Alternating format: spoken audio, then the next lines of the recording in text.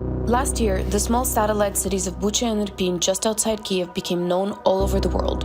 Russian troops advanced through the north by land, bringing death and destruction to all the settlements along the way.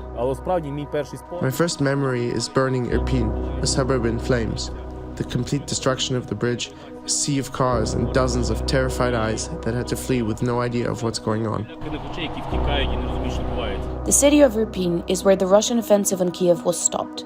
In addition to professional soldiers, many volunteers who up until February 24th were regular civilians fought against the so-called Second Army of the World. In Irpin, this military unit held positions just a few kilometers away from the Russian invaders.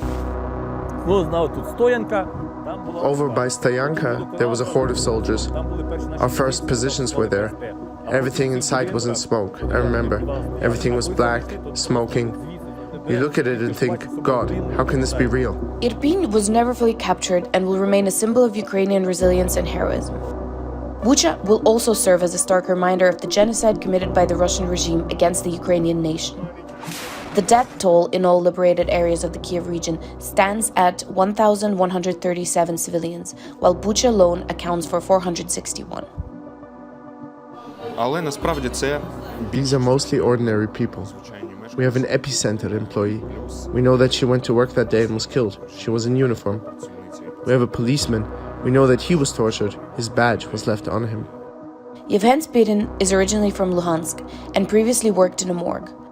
Following the liberation of Bucha, he volunteered to participate in the exhumation process. The most important case for me is Margarita. This is a woman who fled with her 3 kids in a car that had children written on it in very large letters, and they hit her with a tank. She was burned alive with her children, right there in the car. For many residents of the Kiev region, the past year has been the most frightening of their entire lives. They experienced events that were unimaginable in the 21st century. The liberation of the Kiev region marked the Ukrainian army's first victory, giving hope to many that Ukraine will end this war in their favor.